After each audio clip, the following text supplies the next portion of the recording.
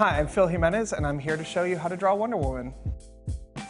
So the first thing I like to do when I'm doing a sketch of Wonder Woman for a fan or someone who's buying the art is a basic pencil breakdown.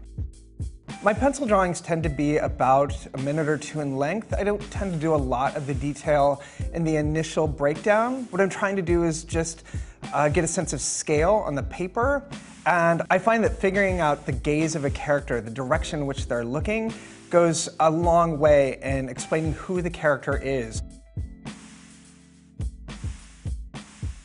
The trick with Wonder Woman is that she's a princess. This is someone who is regal but not haughty.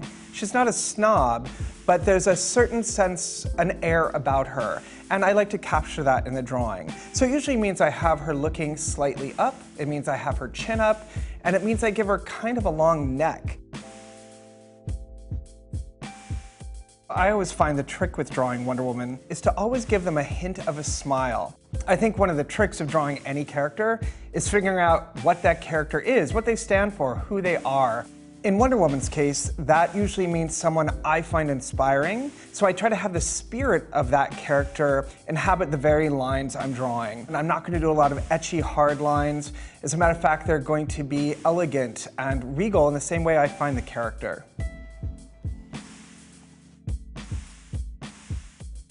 Things I always like to look out for are the size of her eyes, the scale of her eyebrows, the sharpness of her nose, and even the size of her chin. I try to make her classically beautiful, and what that means is being really, really careful about the scale of her proportions. I'm also well known in the industry for my hair. I think because I have very little of it, I'm very, very careful about how people draw hair, and particularly on female characters. Hair is very useful, not unlike capes and cowls, because it also conveys motion. The direction of the hair, the direction of the cape, will often tell you the direction a character is moving.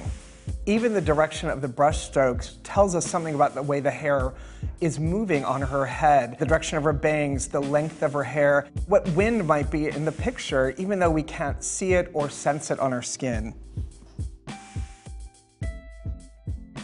I expect in my career I have drawn Wonder Woman 5,000 times.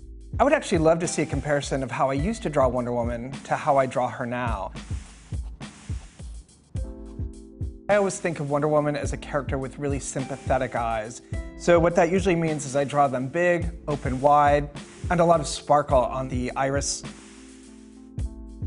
I tend to think of things like her tiara and her earrings as finishing touches. It's the jewelry that goes on top of the base drawing.